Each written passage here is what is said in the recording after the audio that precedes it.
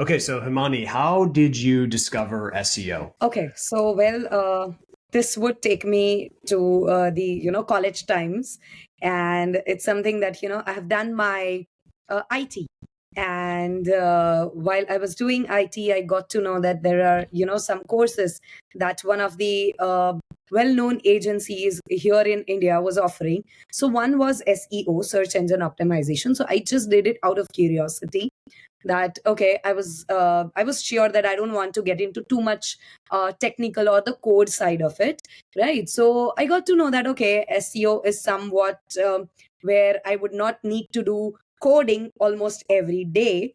So I went ahead with that, did a small course, and while doing that course I got to know that okay, I am learning this, I'm loving this, and even I was performing better during those practical tests. And that's how the agency who was offering the course, they hired me as their team member. So that's how I got to know that okay, there is this search engine optimization kind of a thing which exists in the world. Yeah, well, that's awesome. So I noticed that for your so how did you go from learning SEO to building a service based business? Like, what kind of motivated you to go that path? Right. So I guess it's something that, like I am into this industry for more than 13 years now, right? So at that point in time, it was something that I did jobs like, in-house at agencies, and then moved into in-house roles. Like say for 7 years, I was into this job kind of culture. And then slowly and gradually, I entered being a consultant to various organizations because I wanted to work on multiple projects. And when I was working in house at one of the corporates over here, that opportunity or that challenge, that learning is something that I was craving for.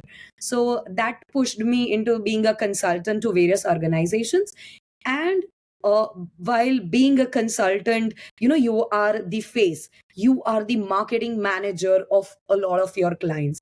So in that case, you decide that what part of your work you are going to outsource to freelancers, to agencies, and many other, right? So in that case, when I reached out to various agencies, they used to come up with one thing was like packages. Like okay, if you have 15 keywords to be targeted, the cost would be this much. And if you're targeting like say 25 keywords, the cost would be this much. And if you go beyond 40 keywords, the costing would be something else, right? So my very basic question used to be that okay, how are you going to help me understand that okay, these 10 keywords or these 15 keywords or 40 keywords are going to get me like say 1 lakh users on the website? I mean, what is the strategy behind it? How am I going to judge that whether the people that are going to come on the website would be ready to buy, right? So that kind of questions I used to have, and at that point in time the agencies used to say that the moment you will have commercial queries on page 1, you will get to see the results. But that was not something that allowed me to trust due to my experience or the knowledge that I had, right? So my clients used to tell me that Himani, it is very difficult to get you a team, better you have a team. And I was like, I used to understand okay, they are joking, and I just used to laugh it out. But COVID happened, and when it is it was COVID, and my husband used to be in the textile industry, and because here it was, I mean everywhere it was lockdown, but during the lockdown period my husband was like that, Himani's struggling to capture more clients.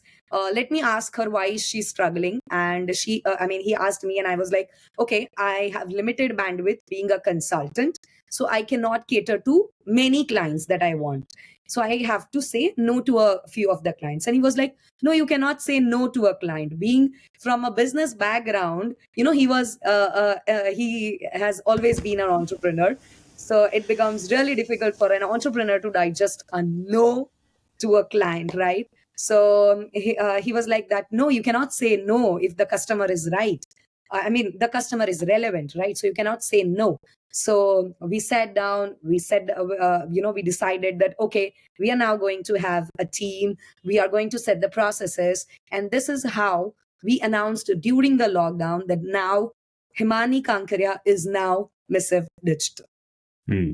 Yeah, very very interesting transition. So how did you get your initial handful of clients? How did you land those?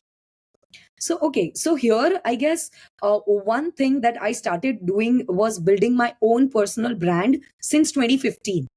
Right. So actually, I didn't know that I am building a personal brand, but it eventually happened.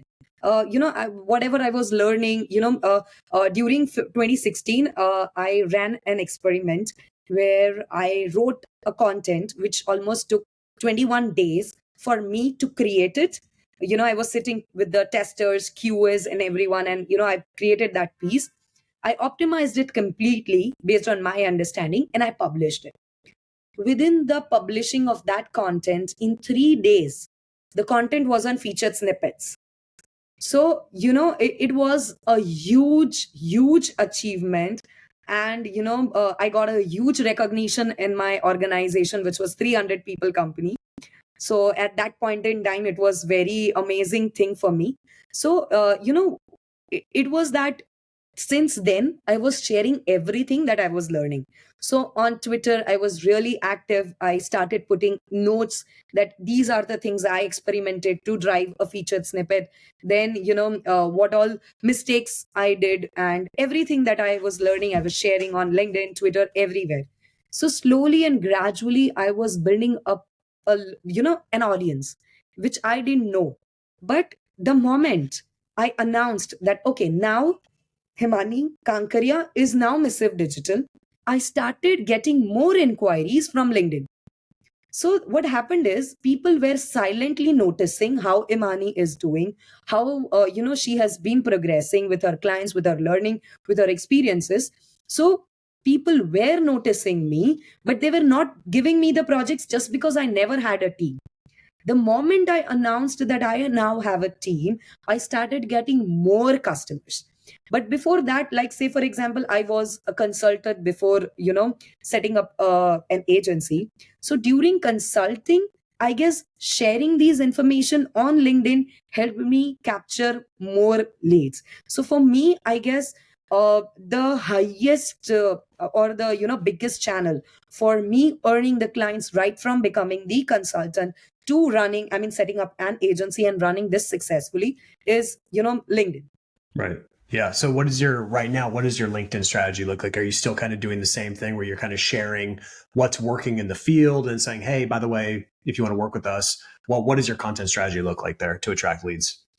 Right. So, what happens is that most of the businesses, we work with most of the business owners and the marketing managers, right? And these are the people who directly hire SEO agencies to work. And we being very specific, I mean, we are more into content driven SEO, right? So we are less into optimizing the javascripts and doing those heavy link building campaigns. We are not too much into that. We are exactly into building the content strategy that would work for your SEO. So for that purpose, what we do is whenever there is something happening in the industry, we share that. Even we share the learnings, we share the processes, right? So like I have kept this what I can say calendar for myself, or I would say a schedule for myself, that every day or at least every alternative day I have to share something that I have learned the day before. So it could be anything. It could be related to, like, say, for example, or learning with one of our clients, or learning while managing their own team. It could be or learning from, say, Alida Soli's newsletter. It could be anything, right? So anything that I have learned new right before I'm publishing, straight away I put that on LinkedIn so that I can educate the people that this is how you should be doing and your team should be doing. So we stick to one audience. We stick to one audience as when we are talking, it's business owners, right? So we try to talk and connect to their pain points. The pain points are like, say, their ROI, the conversion ratio, right? Their challenges are with understanding the pace of how the SEO is going to perform for them, how their industry is shaping up, right? Where SEO needs to fit in, where you should say no to SEO. And like, say, there are stages, right? When it comes to startups, they really don't have huge budgets to spend on SEO, right? So where they can balance it out so that everything works in a streamlined way. So these are the things that I keep on sharing on LinkedIn, and that has been working for us. That's great. So I noticed that on your website, you're taking the content. So content is kind of the focus. And then Yes. you've niched down to kind of three different verticals. So B2B SaaS and IT. So Yes. has it always been that way, or did you start maybe focusing on one vertical and you liked working in that one vertical or that niche, and then you moved in? How did that kind of transpire? Okay. So because I wanted to test first that whether I'm an agency material or not. So what I did is, because my experience of job and the consulting, it all included B2B and IT, right? So when I have worked with IT, I used to work with a lot of software products as well. So it was easier for us to understand the SaaS industry as well. So from the day one itself, we started with only these three segments: B2B, SaaS, and IT. And slowly and gradually, after 1.5 years, we announced that, okay, now we have good case studies on e commerce. So now we are also into e commerce. Still, then, we were just focusing on these three verticals. Still, our maximum chunk of business is into these three. E-commerce is something that we have started like 2 years ago. So now it's something that we have good hands on. So now we are also into e-commerce. So for someone that's starting a SEO service business, how important do you believe that it is to niche down as opposed to just trying to be, a huge agency that it doesn't really have a focus? Yeah, that's right. So, it depends on the goal actually. If you have a goal to become a huge company, like say 300 people agency, right? In that case, you can avoid being niching down, right? And you can take up everything that comes into your place. But to be very honest, it is very difficult to start right and sustain over the period of time. So in that case, our goal and our vision was very simple and very clear. We don't want to become huge in terms of number of people or number of clients. We want to have clients who are big enough in their size. So we can have, like, say, lesser number of projects or lesser number of team, but we should be having sizable companies who are who are really passionate about their growth in terms of organic as well, because they are already sustained in their industry, right? They need a huge push in terms of market visibility on search engines, right? So niching down will help you test your waters, that how you are going along with the entire agency side of it. And niching down would also help you stay focused, that okay, like, still we are, we have niched down on two things. We have niched down on industry, I mean the segments, and we have niched down on SEO as well. So we are not doing entire SEO, we are doing majority of the content SEO. So we do technical audit, but technical audit is to support the content SEO that we are doing. We do link building, but just to support it. But we don't run some heavy thing. In that case, we reach out to technical SEO consultants, or there are technical SEO friends as well. Many people that are there who help us, and we also collaborate with other people. Even they know, they keep their own consultants for technical SEO. So with clear messaging, that has helped us to drive only right kind of inquiries on the website. So people who come on the website, they come with clear agenda, that okay, Himani's team or the Missive is going to help them with content driven SEO. So niche down has helped me staying focused, and it has helped us that we don't receive any irrelevant inquiries. I've just seen it and heard it so many times. For when you niche down, it just makes everything better. It makes your marketing Yeah, easier. It makes your sales process easier, and it makes your fulfillment process easier because you know that vertical already. absolutely. So I totally agree. So tell me more about kind of what your so I know kind of what your marketing process looks like. What does your sales process look like when someone comes into your world? What's the first thing that happens? Okay, so like I guess many other SEO agencies, we do the discovery call, which is very, very common, where we have a set of questions that we ask. In this discovery call, what we do is we try to understand the business, their industry, the target audience, the target locations, and why they are looking for SEO, right? So we try and understand everything, whether they have invested in paid marketing, if yes, how much they are spending, if they already have a content team or not, what is their focus, how they want SEO to be aligned. So we have these set of questions that we ask them during our discovery call. In that call, through these questions, we understand that this client is looking at somewhere, these kind of goals, whether it is possible for us to provide or not. So, lead qualification becomes really easy.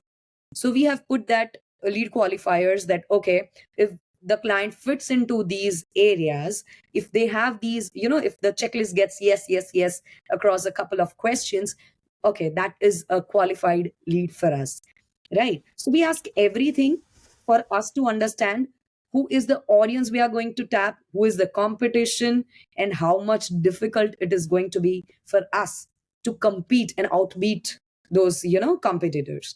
So we try and understand all of those things.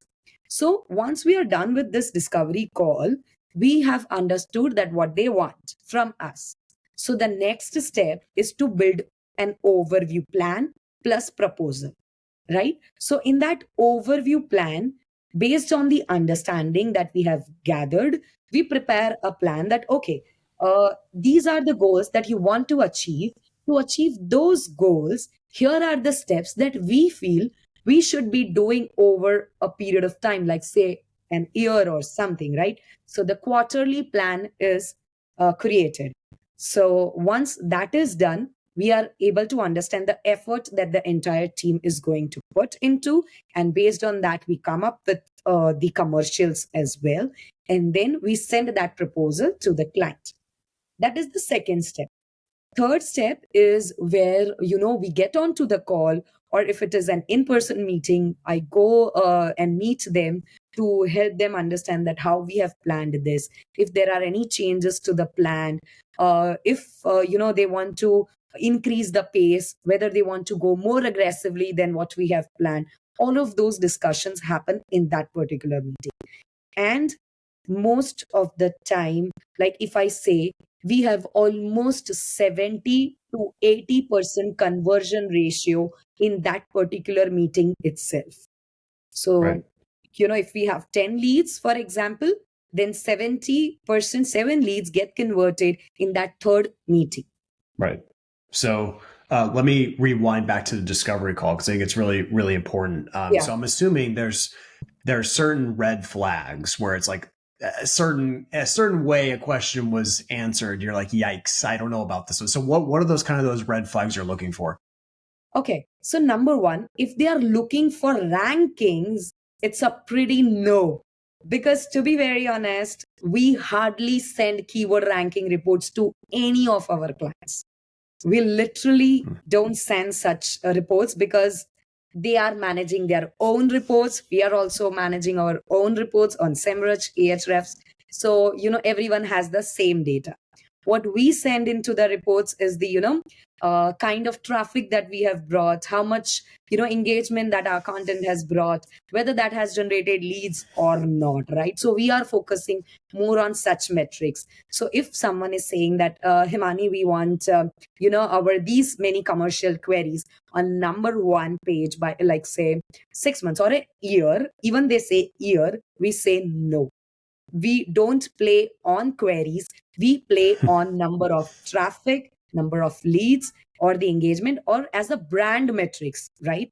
The brand visibility, or branding or brand reputation metrics on conversions. How much conversion are we bringing? How many quality MQLs, I mean marketing qualified leads, are we able to drive in, is something that we focus on. So, queries, it could be anything. Your blogs can also perform commercially, it doesn't matter, right? So if they talk about rankings, we say, okay, we don't play on rankings. That is one red flag. um, Another red flag is that, they are too much talking about the speed of the results or something like that, or maybe they are saying that, how much it would be if we try and achieve these many or people to the website, or this much traffic by say 6 months, which is like almost non-achievable, right? So if they feel that, I mean, if they give us some goals which are almost non-achievable, we try and ask them the reason behind it. That, okay, why are you looking at such a huge goal in, I mean, just shorter period of time? And if we feel that it is a valid, we might consider it. But otherwise, if they feel the need is the speed, we try and, make sure that the speed is not something that we are looking, because when you build a brand organically, it is obviously taking going to take time, right? Of course, we understand there are campaigns where you showcase great results in 3 months, in 6 months, but that shouldn't be the ultimate goal of it. We achieve it, which is good, right? But that doesn't mean that it has to be for that purpose only they come to us, right? Third red flag would be, like, say if they are looking for something really cheap. So that is something, we try and understand based on how they have been investing in the marketing. And if they have somewhere said that, being a very small agency, I mean, being a very small business, how it is difficult for us to manage the budget and everything. If they try to say something like that, we understand that, okay, they don't have a budget for SEO. So maybe they can come later once they have earned really good amount of revenue through other marketing channels, right? So this is how, we see a couple of red flags. And I guess I missed one, is the packages. There are still people who come and ask me that, do you have packages that, you already have a packages, please do send me, then I would like to understand your more about your service. And I'm like, okay, then it's completely no, because before understanding the service, before understanding the plan, if you're talking commercial, which means you're only looking for options but not the strategy. What about guarantees? What if they talk about, do you guarantee results? How do you handle that? To be very honest, when I was a consultant, I used to get such queries, I mean, such questions.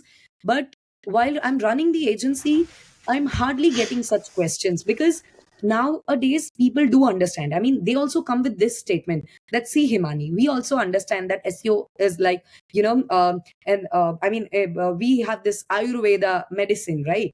So it's like Ayurvedic or homeopathy, that how it cures from within, but it takes time to give you results, right? So similarly, they all understand nowadays, people have got that understanding that, okay, SEO is going to take some time. But when it comes to guarantee, I guess people used to ask me that, if you have aimed this, what is the guarantee, that, okay, these are the goals that you are going to achieve it. And to that question, I have this one line, or I would say two lines, that the way you set the sales goals, right? The way you set the business goals, they are just for the inspiration, the direction, that, okay, this is the goal we want to achieve in the next 5 years. So in that 5 years, maybe you achieve 80% of it, 60% of it, right? But not necessarily you are going to achieve 100% every time, right? So similarly, not 100% of the time we are going to achieve those goals, but those goals are going to give you a direction, so that you stick to that direction to achieve that goal that you want to achieve. Yeah, I like that. That's smart. So I'm assuming that for a business to be qualified to work with you, they should already have some sort of established marketing channels that are already up and running. So Yes. maybe they've got some referral generation, maybe they've got some publicity coming in, maybe they've got something already going Right. before they're going to start to invest in SEO. I'm assuming that's just Absolutely. based on kind of what I heard. Okay. All right. Yeah. So, and one thing I noticed too is on your website, you do something that's really interesting, which I thought was kind of cool. Is you request a content calendar. So I'm assuming that kind of acts as your lead magnet to get people into the door. How did you formulate that idea, and how well does that work for you as far as your funnel? Okay, so content calendar is one of our key services. I would say that there are customers who just come and tell us, Himani, we just need 3 months of the entire content calendar, and while we are focusing too much on the content stuff, right? How the content is built, what type of content needs to be written so that it ranks and it adds value to the sales pipeline as well, right? So we have been too much into content, so when we used to work with writers, we used to struggle a lot. I mean, we used to get a lot of challenges where we have to guide so much to the writers that, okay, this is how you need to create it. This is these are the jargons. I mean, the basic stuff that were missed by the writers, right? Because they are not the subject matter expert. We understand that. That is not a problem at all. But at least eventually we got to know that, okay, if we put information in a trackable way, right, that okay, these are the topics that we want to write, these are the keywords that we want to rank these contents for. I mean, and if we want to achieve featured snippet out of it, there has to be a lot of planning involved in it. So usually we used to optimize it after the content was publishing. What we did is, let's do our research in advance and get things ready for the writer.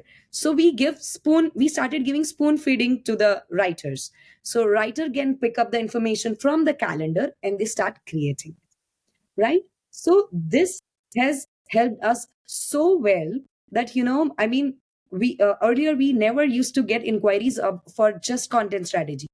But now, with a lot of people seeing this calendar for free available, right, while I have written content on search engine journal, search engine land, everywhere I have tried using that link to the calendar. Even women in tech SEO, if you know that podcast with Ari Jabu Ali and Sarah. So in that podcast also I shared that particular calendar as well. So that calendar has actually brought a lot of visibility that, okay, this much thorough calendar can be made.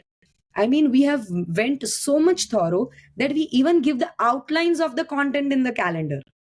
So even the writers don't have to struggle of what needs to be added in a particular content. Because say brand positioning, you talk about CTAs, that okay, these kind of CTAs needs to be added, and these are the internal linkings that we are looking at, whether that particular blog should have FAQs or not. Every information we give in that calendar, which eases out for writers to create content as per our expectations, as per users expectations, and as per the business expectations, right? So that has helped us a lot, because now the feedback cycle has reduced. Well, to give to the writers, the feedback cycle has reduced for our clients as well. So that is gaining trust for us, that okay, this is working as a lead magnet, and then it is also helping us with other services like content creation, even SEO as well. But yeah, I want to get into the kind of breaking down how your content strategy works. But I want to, before we get into that, I want to kind of focus in on the how you structure your deals, right? So when you're preparing your proposal, number one, is the proposal personalized? I'm assuming, based on what I've heard from Yes. you, it's a personalized proposal. Yes. And then number two, what do these packages look like? Do you have multiple tiers of pricing based on aggressiveness? And within those packages, what do the deliverables tend to look like? Right. So, like I mentioned that, we usually don't have package system, but we most of the time we still calculate entire effort project by project, right? Because we are still a small team. It's not something that we have, like, say 100 people company and we have a huge sales team. No, it's not like that. So that is the reason what we do is we create a strategy. Based on the strategy, we calculate the effort, that okay, these many effort or these many hours our senior team member is going to put, then our junior team members, how many junior team members would be working for that particular project. Based on the, as you said, yes, aggressiveness would matter a lot, because if it is aggressive, I have to put more resources for that particular project, right? So if we put more resources, if it is difficult industry, then of course I need more senior people rather than junior people. If it is very less competitive industry and it is possible to achieve our goals that we have set, right, if there is junior teams that can be set up. So based on that, we calculate the effort and then we calculate the costing. And that's how we even that is the reason why we give an overview plan along with the proposal, so that the moment we roll in or we onboard a client, we are almost ready to just get started with understanding, having a basic few calls and then just start working on it. Yeah. And that's, I think a lot of people might see that, like who are listening to you might see that as like a huge risk, right? Because like so what happens if you invest all this time in this beautiful proposal and you got this beautiful strategy, and then they say, you know what? Sorry, we're not going to invest in SEO, or sorry, we're going to go with this other company. Like, how do you handle that component of it? Right. So you usually, as I said, right, that when we are qualifying in that particular area, only we understand, we try to gauge that what could be challenging for them, right? And those we understand those pain points and try to cover them in that plan and in the proposal. So we usually invest, like we don't go really overboard, but yes, we do invest like 3 hours of our time, right, in preparing that particular thing. But we don't even go in too much thorough, right, so that they get the strategy. There are some fears that we have, that okay, they will get our strategy and they can get it implemented anywhere. But technically, when it comes to strategy implementation, that is where the challenge is in any marketing, right? I mean, strategy is very easy. I mean, I can see on Twitter that, okay, how to rank a particular thing. I get that strategy and I can, tell my team to implement it. But the real challenge, the real crux of any marketing is in its execution, right? So that is where we showcase our eligibility, that we don't give them the strategy to execute it. We just give them the pointers that, okay, these are the things you need to do to make sure that you achieve that goal. And when they are really aggressive about those goals, it becomes, when you are taking that discussion call, in that you can do a lot of discussion in terms of why do you not want to go ahead, or what is there. Or maybe sometimes it happens that you've sent the proposal and they start ghosting you. They will not reply to your emails, they will not reply to your DMs, right? That happens. I mean, that happens to us as well. But then what you need to do is you need to keep sharing something for free for them. Like, say for example, there is this SG coming to it, right? So how your industry can cater when it is, SG is going to be fully rolled out in the market, right? Then your industry is already doing this.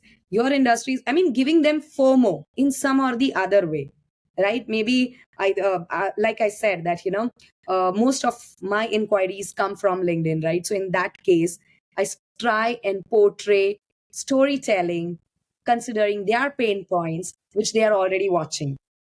So they will not if they will not convert today, they will definitely convert after 6 months, after trying another agency, getting their hands dirty, getting those losses, and then they will be like, okay, no, I need to get with Himani to make sure that her strategy or Missive strategy work.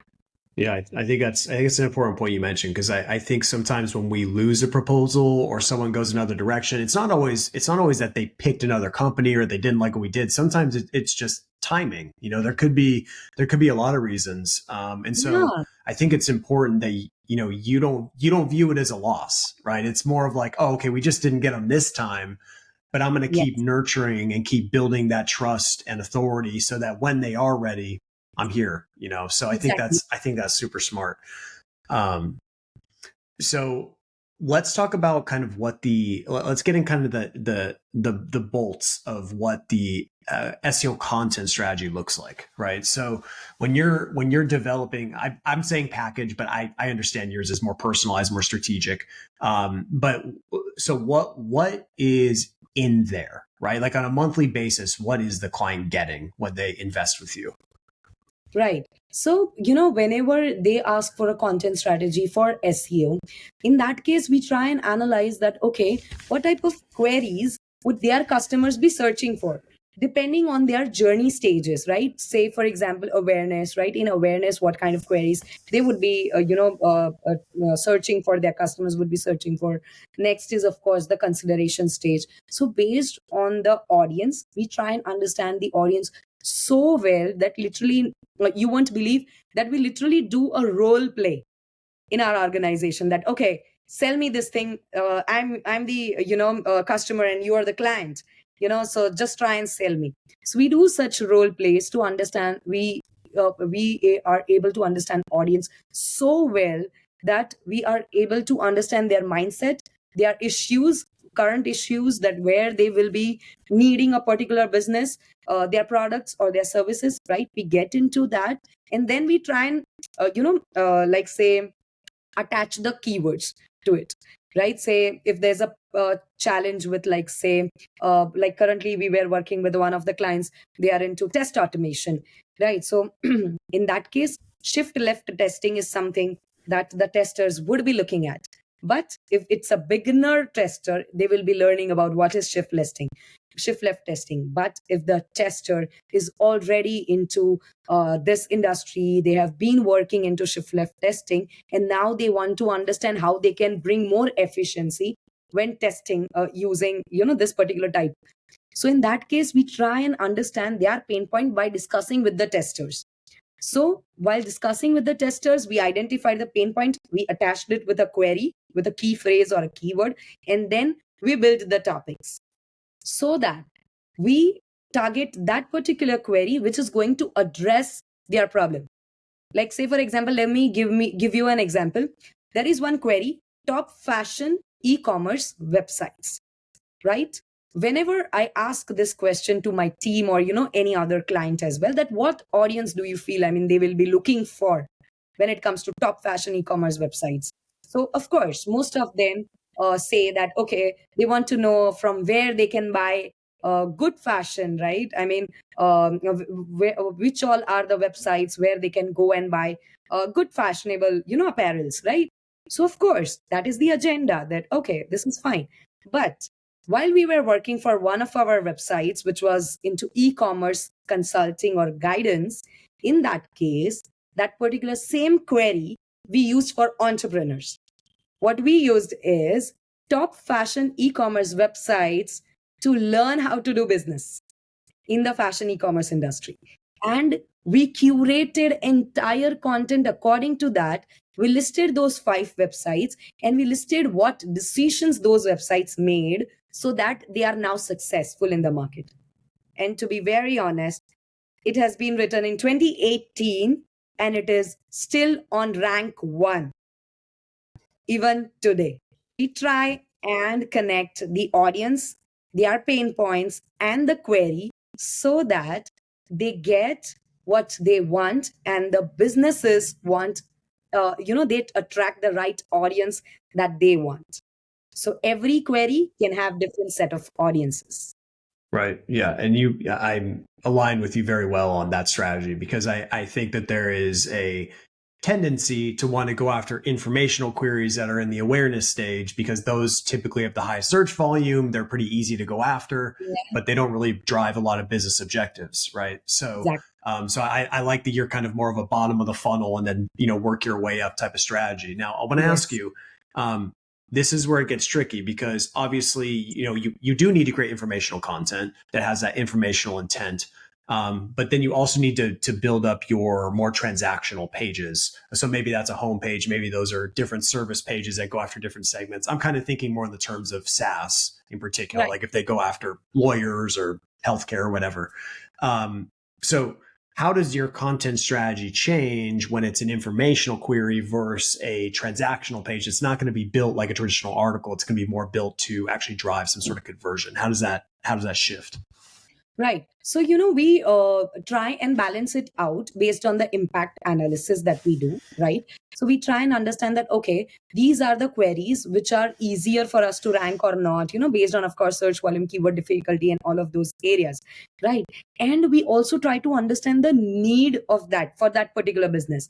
So, there are times, what happens is sometimes even the clients or their marketing team even doesn't know that, okay, these are some transactional or commercial queries that might drive the interest, right? So we try and pitch that okay, these are the pages where we think that the conversion can happen fast, considering we have now known the audience really well. So we understand if someone is searching for this, even if they are just 10 people searching for it, and if there is only one conversion out of it, that is okay, right? So we try to balance it out that, okay, if it is like we are seeing, like, say, 10 informational queries, and we are seeing, say, 10 transactional or commercial queries, we will balance it out based on the impact analysis.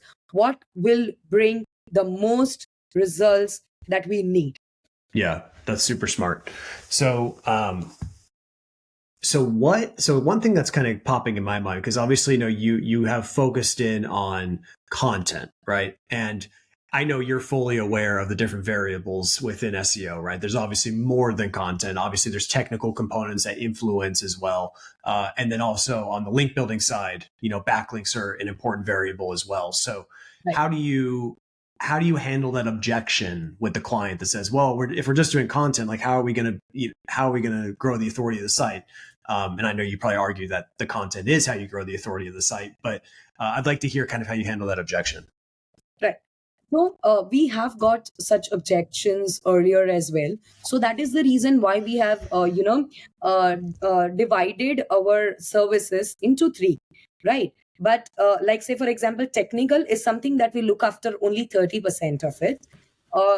Even not 30%, but it will depend, like, on the company or the website's requirement. Because if the website is technologically very heavy, then of course the emphasis would be more there. But in that case, we of course collaborate with the technical SEO people, so that they can take care of the requirements that we have. Then, of course, when it comes to link building, we keep it after 6 months. Once we have onboarded, we will just focus on two areas.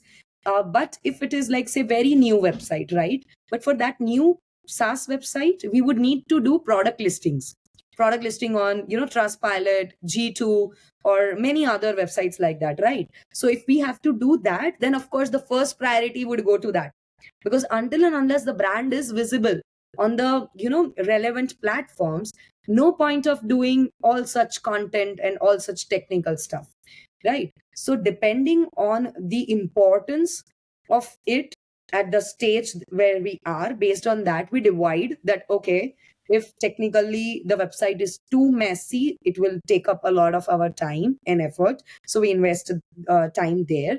But we clearly say this to our client, that our agenda would be like this. And even from day one, we tell our clients that link building will not be our focus from day one. The moment we will have a healthy visibility on the website, like, say, if a website is very new with almost 100 users only, then in that case we will tell them that, okay, once we reach like, say, 10K users on the website, we will start our link building activities. And if the website is already at 300K users, in that case, of course, their main issue is with the content, where they have, I mean, throughout all of our clients, what has happened is they have like more than 500 articles on the website, and only branded terms are driving the entire traffic, right? So most of our task is Right. just to optimize those 500 articles period on period, to make sure all of those perform and they drive non-branded traffic. So that is how the game works. Like even if it is 300K users, still their content is something that we have to work on. Right. So on the actual like content production side, so are you going and finding subject matter experts? Are you leveraging subject matter experts that are already work internally at that business? Are you guys ghostwriting? Like, what does that look like? Okay, so both the ways. We are ghostwriting as well. And what we do is we start and talk with the subject matter experts at the client's end. Right. So there was one in the accounting. I mean, there was one client which they were into accounting and financial stuff. And to be very honest, we are not too much, we never had such clients earlier. So we were very new to it, how, the finance. And because even Google has that, while these algorithms, and we have to stick aligned to that algorithms as well. So there we used to talk to the subject matter experts. We try to get more information. We do loom recordings as well. They used to send us loom recordings, using which our writing team would write it, and even we listen to it on our daily project calls as well, that okay, what the clients is trying to say over here, whether we are aligned with it. And because content production is not the only thing, what we have done is we have put aggressive QA process, right? So once the content is created, we have like 3 layers of content review process. So in that case, we check everything, that the things that we wanted to add as from the subject matter expert, whether we have added those quotes from those subject matter experts, whether we have linked to the right relevant and trustworthy sources or not, to make sure we talk valid, we talk right. So we have those checklist, huge checklist for those 3 team members who is behind the QA of the content, because for us content is ultimate thing, right? So we cannot compromise on how the content is going outside. So that is the reason why we always get the insights from the subject matter expert. And if we know someone, we also try and do some interview sessions with them to understand how this industry work and why someone would be looking for this particular content. And now that we have chat gpt, I mean, now we can ask chat gpt why someone would be looking for such a content. We can get at least glimpse or a pinch of information from there. Right. Yeah. Well, that's a great process. So I know we're coming to the end here. So so where can people find you if they want to work with you? Okay, they can find me through writingmissivedigital.com. They can even write my entire name, Himani Kankaria, on Google. They can write Himani Kankaria on Twitter. They can write Himani Kankaria on LinkedIn, almost everywhere, and I would be there. Okay, awesome. Well, thank you so much. It's been really, really valuable. And I think anyone who's trying to start an SEO business or is currently running one or just offers SEO service is going to really get a lot of value from this. So thank you so much for coming on. Hopefully we can chat again soon. Thank you. Thank you so much for having me. It was really a pleasure.